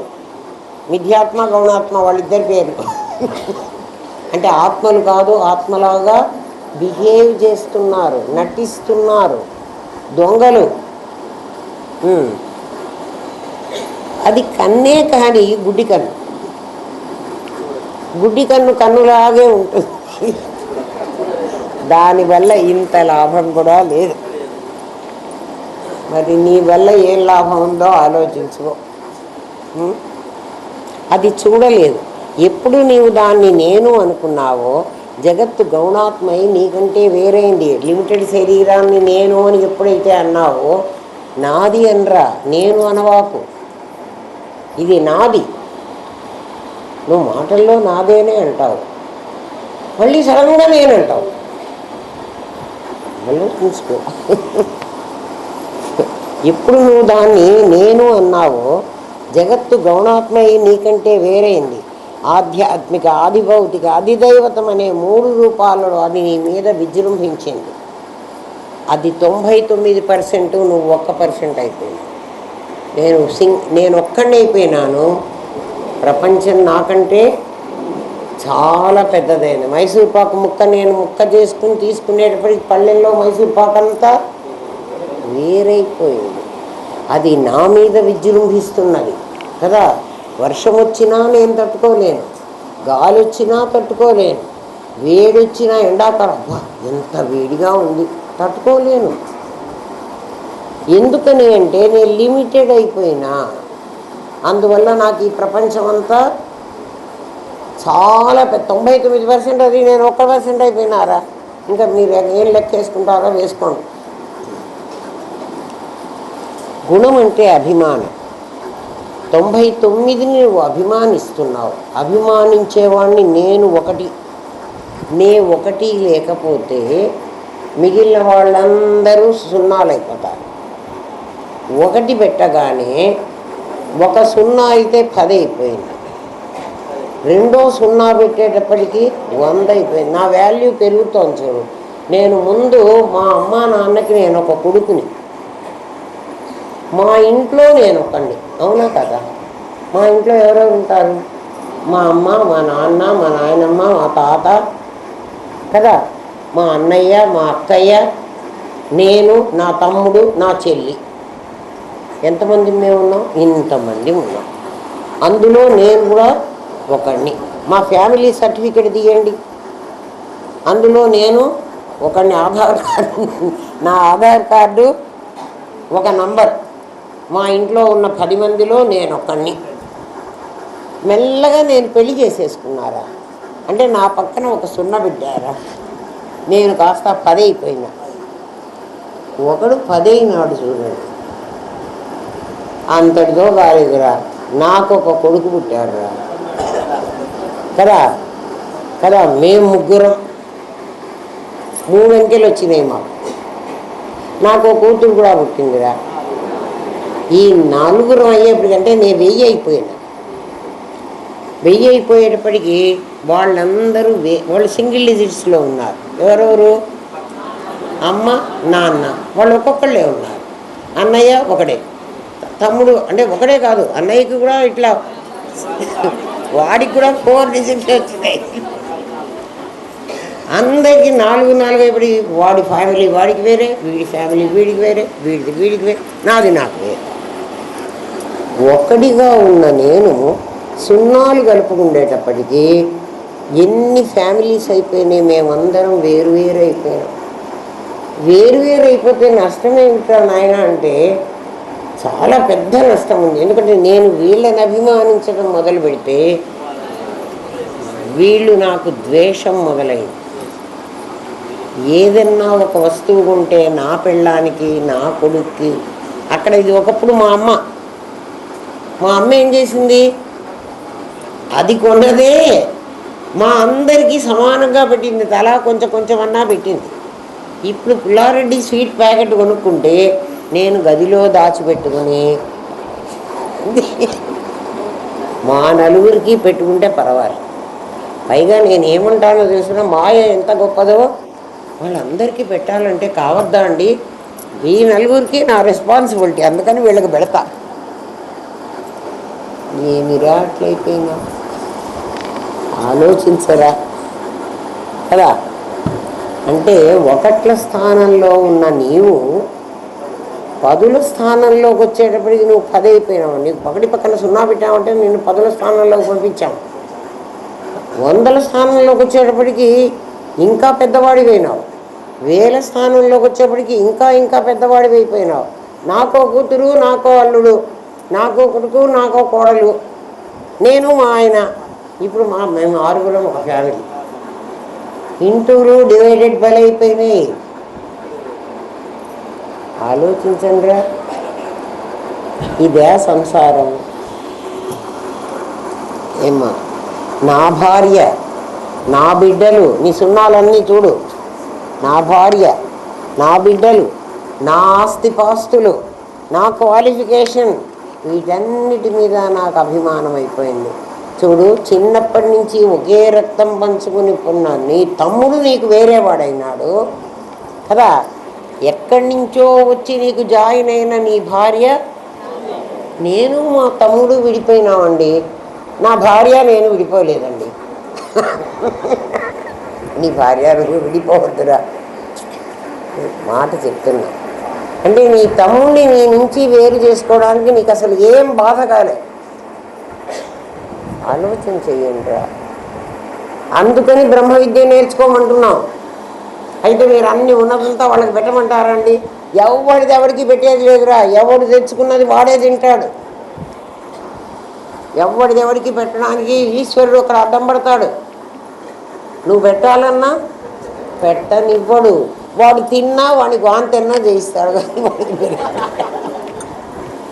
అరే మన ఫుడ్ కాకపోతే వాంతి అయిపోతుందిరా. అది మనదైతేనే మనం తినగలం. ఆలోచించండి. ఏమ్మా, మన బుద్ధి మనకు అలా చెప్తా ఉంది. కానీ ఇస్తున్న పాఠం ఎవడి బుద్ధితో వాడు ఆలోచించి. కొత్త బట్ట కట్టుకోవాలని ఎంత ఉత్సుకత ఉన్నా, కొత్త బట్ట కట్టుకోవడం అంటే వాసాంసి జీర్ణాని యథా విహాయ, ఈ శరీరం బాగలేదు. ముసలి వాళ్ళ దగ్గరికి పోయి ఒకసారి అడగండి, అమ్మా ఇంకా దేవుడి పిలుపు రాలే, ఎప్పుడు పోతానో ఎప్పుడో ఒకప్పుడు పోతావు కదా, ఎప్పుడు పోతాను అని దానికోసం ఎందుకు నిరీక్షణ? ఎప్పుడో ఒకప్పుడు చావమా. పుట్టిన ప్రతివాడు ఖచ్చితంగా చస్తాడు. ఇవాళ కాకపోతే రేపు చస్తాడు, రేపు కాకపోతే ఎల్లుండి. నీకేమంత తొందర? ఓ చచ్చిపోవాలో చచ్చిపోవాలో అంటే నీ ఇష్టం, నీ ఇష్టం అది. చావడం అనేది మన చేతిలో లేదర్రా. ప్రతి ముసలి వాళ్ళు ఇంకా దేవుడు పిలవలేదమ్మా, ఈవిడ్ని ఇన్వైట్ చేయాలి, శుభలేఖ పెట్టి పంపించి మా తల్లి రా అని వాడు అడగాలి. ఇదేమిటో ఊడిపోయిందిరా.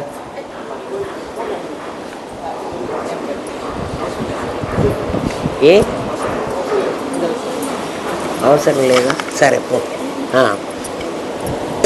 మరణానికి ఎదురు చూస్తారు, ఎదురు చూడక్కర్లే. మరణం నువ్వు ఎదురు చూసినా చూడకపోయినా వాడు అసలు వాడు లేడని అనుకోరా. నువ్వు లేవనుకుంటే వాడు లేడనిపిస్తుంది, లేకపోతే నువ్వు ఉన్నావు అంటే వాడు ఉంటాడు. అది కొత్త బట్ట కట్టుకోవడం. మనకి కొత్త బట్టలు కనుక బీరువాలో తెచ్చిపెట్టుకుని పండగ ఇంకా 4 రోజులు ఉంది మనం అనుకోం, కానీ చిన్నపిల్లలు అనుకుంటూ ఉంటారు. ఆ కొత్త బట్టలు 10 సార్లు చూసుకుని ఇంకా పండగ రాలేదే, ఎప్పుడెప్పుడు ఇవి కట్టుకుందామా కదా. అసలు టైలర్ దగ్గరికి వచ్చి ఆ బట్టలు రాకపోతే పిల్లలు మనకైతే లోపల ఉంటుందేమో పాపం, అది బయట పెట్టుకోమేమో, కానీ చిన్నపిల్లలు పాపం తొందరగా టైలర్ దగ్గరికి 10 సార్లు వెళ్ళి అడిగి వస్తారు, ఇంకా కుట్టలేదా మావి, ఇంకా కుట్టలేదా, ఎందుకు అంత తొందర, పండగ ఇంకా 4 రోజులు ఉంది కదా, ఆ పండగకి ఎట్టాగు మీ అమ్మ తెచ్చిస్తుంది నీ కదా, కట్టుకుంటావు కదా, కానీ ఇప్పుడు కట్టుకోవాలి. జీవుడు కూడా అలా కొత్త శరీరం కోసం వాడు అది ఉత్సుకత పడుతూ ఉంటాడట. కొత్త శరీరాన్ని ఎప్పుడెప్పుడు కట్టుకుందామా, ఆ కొత్త గౌను ఎప్పుడు దొరుకుతుందామా అని వాడికి పాపం. ఏమ్మా అంత ఉన్నప్పటికీ దీన్ని వదలడానికి కొత్తది కావాలి, ఇది వదలంది అది రాదు. అందుకని ఏమంటాడంటే ఇంకా మా మనవడు రాలేదే, అమెరికాలో ఉన్నాడు, వాడు వచ్చేదాకా దీన్ని వదలకూడదు. ఆ డాక్టర్ చెప్తాడు, ఆమె ప్రాణం ఇప్పుడే పోదు, ఇంకా ఎవరి మీదో ఆశ పెట్టుకుంది కదా. ఒక్కొక్కళ్ళకి నేల కడిగి ఈ నీళ్లు గొంతులో పోస్తే తప్ప చావరురా. అంటే వాళ్ళకి ఆ ఇంటి మీద అంత మమకారం ఉంది. ఒక్కొక్కళ్ళకి బంగారాన్ని కడిగి ఆ నీళ్లు గొంతులో పోస్తారు, వాళ్ళు చావరు.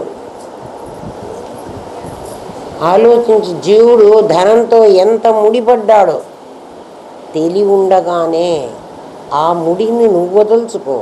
బ్రహ్మ విద్య నేర్చుకోవడం వల్ల అది లాభం. అమ్మకాడికి పోతే మాకు అన్ని కష్టాలు పోతాయి, కష్టాలు పోవడం కాదు, నువ్వు కష్టాల వెంట పడవు. నువ్వు వెళ్ళి కోతి ఏం చేసింది, కుండలో ఒక చెయ్యి పెట్టి శనక్కాయలన్నీ గుప్పెట్టి నిండా పెట్టుకుంది మింగుదామని, చెయ్యి రావటంలే. ఓ కుండ నన్ను పట్టుకుందో అని ఏడుస్తున్నది. కుండ నిన్ను పట్టుకోదు, కష్టాలని మనం పట్టుకుంటున్నాం.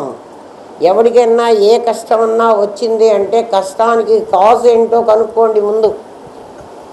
ఆ రూట్ దగ్గరికి వెళ్ళండి, మీ ఆశే దాని కష్టాన్ని మీకు కలిగించింది, లేకపోతే కలిగించద్దు. వెతుక్కోండి. వాడిని చూసి ప్రాణం వదులుతా అంటావు. నీ దగ్గర ఒక దొంగవాణ్ణి పెట్టుకున్నావు. ఎవడు వాడంటే నీ బుద్ధి. బుద్ధి అనే దొంగను దగ్గర పెట్టుకుని అది చెప్పింది వింటున్నావు. బుద్ధి సిద్ధంగా నిన్ను 2 చేసింది అదే. నువ్వు ఒకటిగానే ఉన్నావు, నిన్ను 2గా చేసింది అది. అంటే అదేం చేసిందండి, అది వాసన కలిగించబట్టి కదా నీకు జన్మ కావాలని వృత్తి చేసుకున్నావు. వాసన వృత్తి అయింది కదా. ప్రత్యేగాత్మకు అత్యంత దగ్గరగా ఉన్న బుద్ధి తానే పరమాత్మనని, ప్రత్యేగాత్మకు అత్యంత దగ్గరగా ఉంది. అదేమిటి అంటే ప్రతిబింబం పట్టడానికి అదే కారణం. బుద్ధిలో పడ్డటువంటి ప్రతిబింబమే చిదాభాసుడు. కలెక్టర్ గారు ఆఫీసులోకి వచ్చేదాకా బిళ్ళబంట్రోతు ఎలాగైతే తానే కలెక్టర్గా బిహేవ్ చేస్తాడో, నీకు ఆత్మ తెలిసేదాకా నీ బుద్ధిలో ఉన్న వీడు చిదాభాసుడు అలాంటి పనే చేస్తూ ఉంటాడు. నిన్ను బోల్తా కొట్టిస్తున్నాడు. వాడు చెప్పకపోతే నీకు ఇవన్నీ రావు. ఏమ్మా బుద్ధి పరికల్పితేభ్య. బుద్ధి ఏం చేస్తోంది అంటే తాటి భాగాలను సర్పభాగాలుగా చూపించింది నీ బుద్ధే. తాటి భాగం సర్పభాగం ఏమిటంటే అక్కడ తాడుబడి ఉంటే అది పామని చెప్పి తాడు శరీరమంతా పాము శరీరంతో నింపింది. ఎవరు? నీ బుద్ధి. లేకపోతే నీకు ఎందుకు పాము కనిపించిందిరా? తాడు ఏమైనా పామై కూర్చుందా? అస్సలు తాడు పాము కాదు. మా రజ్జు నీకు సర్పం, మా ముఖ్యాత్మ నీకు మిథ్యాత్మ. అర్థమైందా? మా ముఖ్యాత్మ నీకు మిథ్యాత్మ గౌణాత్మ రెండయింది. అక్కడ ఏ వస్తువు లేదు. మా అస్థి భాతి. తాడు ఉంది అంటున్నావే, ఆ ఉంది అన్నది అస్థి కదా. ఉంది అని నీకట తెలిసినాడు, అది కనిపించింది, అది భాతి కదా.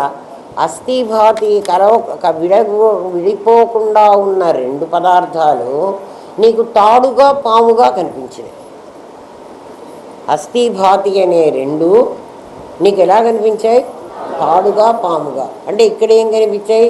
అస్థి భాతి అనే రెండు ఒకటి మిథ్యాత్మగా ఒకటి గౌణాత్మగా కనిపించాయి. అదే జీవుడు జగత్తు. తాడు ఎప్పుడూ పామును పట్టుకోలేదు.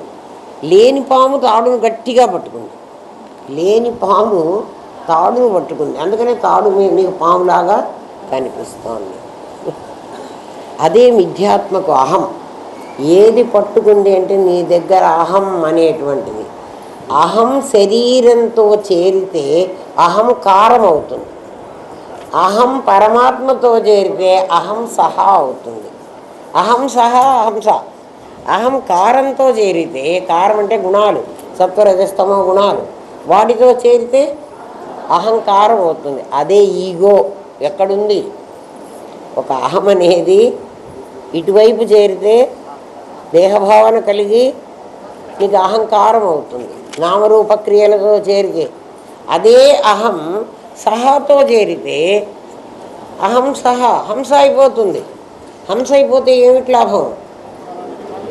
అక్కడున్న పాలని నీరుని వేరు చేస్తుంది. హంస కాకపోతే ఇప్పుడు మనం పీల్చే గాలంతా ఏమైంది? హంస గాలే. ఇవాళ మనం చెప్పుకుంటేదాకా అది ఒట్టి ఆక్సిజన్ బట్టి ప్రాణవాయువుగానే ఉంది. అది అహంకారంతో చేరింది. అందుకని దాని పేరు ప్రాణం అన్నాం. అది ఆ ప్రాణం దేంతో చేరింది? అంతకుముందు నామ రూప క్రియ అన్నారు కదా. నామ అంటే ఆలోచన, ఆలోచన అంటే ఇది వాసన. దీన్ని వృత్తిగా మార్చుకున్నా, రూపం వచ్చింది. క్రియ ఇదిగో వ్యవహారం చేస్తున్నా, మాట్లాడుతున్నా. నామరూప క్రియలు, అహము నామరూప క్రియలతో చేరితే అదే సత్వరజస్తమో గుణాలు. అహంకారం, ఈగో, నేను అనే భావం వచ్చింది. నాదికి నేను అనే భావం వచ్చింది. అంతే కదా. దీన్ని అహం సహా అన్నాను అనుకో. అహం సహా అంటే నేను అది, నేను ఇది కాదు. నేను ఇది అని ఎప్పుడు అంటాను? ఇది దీన్ని నేను నాలోకి చేర్చుకుంటే నేను ఇది. నేను ఇది కాదు, నేను అది. నేను అది అంటే లోపలికి వచ్చి బయటికి పోతున్న అది నేను, ఇది నేను కాదు అని అనుకుంటే అహం కాస్త సహా అయిపోతుంది. సహా అయిపోతుందంటే అదే తత్తు త్వమసి. తత్ అయిపోతుంది, త్వం తత్ అయిపోతుంది. తత్తు త్వం అయింది, త్వం తత్ అవుతుంది. తత్తు త్వం అయితే తత్వమసి, త్వం తత్ అయితే త్వం తదసి అవుతుంది. అర్థమైపోయిందా? అంతే. మహావాక్యాలు అర్థం అవి మహావాక్యాలు. ఇన్ని 3 అక్షరాలు 5 అక్షరాలు ఉంటాయి, 4 అక్షరాలు. అర్థమైతే మహావాక్యాలు, అర్థం కాకపోతే వాక్యాలు, గట్టి వాక్యాలు. మరి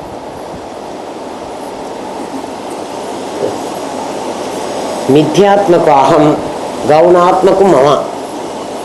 గౌణాత్మకంటే ఆ జగత్తు. జగత్తు నాది అయింది. జగత్తులో నాది ఏమిటి? నాది భార్య నాది. ఇగో ఇది నా భార్య అండి, మా ఆవిడండి. రా చూపిస్తా. మా ఆవిడే. మీ ఆవిడనా? అదొక మనిషి. ఎప్పుడది మీ ఆవిడైందిరా? నువ్వే నీది కాదంటుంటే నీకు ఇంకొక తోకనా? మా అబ్బాయి అండి, ప్రత్యేకంగా పిలుచుకొచ్చి చూపిస్తారు, వీడు మా అబ్బాయి అండి, ఇది మా ఇల్లు అండి, మీరు చూసారా ఎంత బాగుంది, నీకు బాగుందిరా, నాకు బాగుండే, నీ ఇల్లు నీకు చాలా బాగుంది, నాకు అస్సలు బాగాలేదు, ఎందుకని ఇల్లంతా తీసేసి హాయిగా అట్లా ఖాళీగా ఉంటే నాకు బాగుంది, గోడలు కట్టుకుంటే నీకు బాగుంది కదా. కాబట్టి గౌణాత్మ మమ, మిథ్యాత్మ అహం. ఉన్నది ఉన్నట్టు చూడలేకపోవడం అవిద్య, అజ్ఞానము, భ్రాంతి, ఆభాస, వీటికి అవే పేర్లు. అంటే ఉన్నది ఉన్నట్టుగా నువ్వు చూడలేక, ఉన్నది ఏమిటి అంటే పరమాత్మే. పరమాత్మను పరమాత్మగా చూసే తెలివి నీకు లేదు. పరమాత్మను ప్రపంచంగా చూస్తున్నావు. రూపాయిని రూపాయిగా చూడరా అంటే రూపాయిని 100 పైసలుగా చూస్తున్నావు, అంతే. నీవు చెట్టుగా, ఆకుగా, కొమ్మగా, రెమ్మగా చూస్తున్నది పృథ్వీనే. నేల లేకపోతే చెట్టు లేదు. చెట్టులో ఏమున్నాయి? అనేకం ఉన్నాయి కదా. చెట్టులో ఆకుంది, కొమ్మ ఉంది, రెమ్మ ఉంది, పువ్వు ఉంది, పిందె ఉంది, కాయ ఉంది. గాలివానకు చెట్టు పడిపోతుందే కానీ నేల పడిపోదు. చెట్టు పడిపోతుంది. ఇక్కడ చెట్టుకి ఎందుకు అర్థం చేసుకోమంటున్నాం అంటే, గాలి వాన వస్తే, గాలివాన వచ్చినా ఏమొచ్చినా కూడా చెట్టు పడిపోతుంది. ఏ చెట్టు పడిపోతుంది? ఏది పృథ్వీలో నుంచి వేరుగా వివర్తమై పృథ్వే తానుగా బయటికి వచ్చిందో అది పడిపోతుంది. మన శరీరం కూడా అలాంటిదే కదా. గాలివాన వస్తే, సునామీ వస్తే ఇది పడిపోతుంది, కానీ పంచభూతాలు పడిపోవటంలే. ఎందుకని? అవి అపంచీకృతాలు, ఇది పంచీకృతం. ఏదొచ్చినా, సునామీ వచ్చినా, సుడిగాలు వచ్చినా, వర్షం వచ్చినా పంచీకృతమైనవి పడిపోతాయి. ఇళ్ళు వాకిళ్ళు కూలిపోతాయి, చెట్లన్నీ కూలిపోతాయి, నేల కూలిపోదు. సునామీలు వస్తే జడమైన భవనాలు, చేతనమైన ప్రాణులు, జడ, స్వేదజ, అండజ, ఉద్భిజ్యాలు పడిపోతాయి. కానీ అక్కడున్న పృథ్వీ, సముద్ర జలం, వాతావరణంలోని శీతోష్ణాలు, ఆకాశం పోవడం లేదు. పాంచభౌతికంగా జనరేట్ అయిన పదార్థాలు డిస్ట్రాయ్ అయిపోతాయి. జనరేట్ అయినవి డిస్ట్రాయ్ అవుతాయి. నీవు చూస్తే ప్రపంచం కనిపించిందా? ప్రపంచం ఉంటే నువ్వు చూసావా? చాలా ఇంకా పెద్దదిగా ఉంది లెసన్. నీవు చూస్తే ప్రపంచం కనిపించిందా? వస్తున్నామ్మా, ఇంకా రేపు చెప్తా అమ్మా. నీవు చూస్తే ప్రపంచం కనిపించిందా? ప్రపంచం ఉంటే నువ్వు చూసావా? ఆత్మను మరుగుపరిచి తానే శరీరానికి కారణం ఉంటుంది. కారణం ఇది రేపు చెప్తాను. నువ్వు చూస్తే ప్రపంచం కనిపించిందా? ప్రపంచం ఉంటే నువ్వు చూసావా? ఇక్కడి నుంచి రేపు చెప్పుకుందాం ఏమ్మా. ఓం తత్సత్. స్వస్తి ప్రజాభ్య పరిపాలయంతాన్యాయేన మార్గేణ మహిన్మహేష. గో బ్రాహ్మణేభ్య శుభమస్తు. నిత్యం లోకా సమస్తా సుఖినో భవంతు. ఓం పూర్ణమదః పూర్ణమిదం పూర్ణాత్ పూర్ణముదచ్యతే. పూర్ణస్య పూర్ణమాదాయ పూర్ణమేవావశిష్యతే. ఓం శాంతి శాంతి శాంతి. ఓం నమో బ్రహ్మాదిభ్యో బ్రహ్మ విద్యా సాంప్రద కర్తృభ్యో వంశ ఋషిభ్యో గురుభ్యో నమో మహద్భ్యః. సర్వోపద్రవరహిత ప్రజ్ఞానఘనః ప్రత్యగర్ధో బ్రహ్మైవాహమస్మి బ్రహ్మైవాహమస్మి బ్రహ్మైవాహమస్మి. అహమస్మి బ్రహ్మైవ అని చెప్తున్నావు, నేను బ్రహ్మమునే అని రోజు ఒప్పుకుంటారు బ్రహ్మసభలో. దేవుని ముందు ప్రమాణం చేసి నిజమే చెప్తున్నాను అన్నప్పుడు నిజమే చెప్తున్నారు, కానీ మళ్ళీ అబద్ధం తయారవుతున్నారు. ఏం చెప్పమంటావురా? బ్రహ్మసభలో అంతా నిజమే చెప్తారు, బయటికి పోయినాక అన్నీ అబద్ధాలే. అబద్ధం అంటే నేను దేహాన్ని అంటున్నారు, ఇక్కడేమో బ్రహ్మముని అంటున్నారు. మీ ఇష్టం, ఏది నిలబెట్టుకుంటారో మీరే చూసుకోండి. ఇవాళ ఎవరికి లేవాలనిపి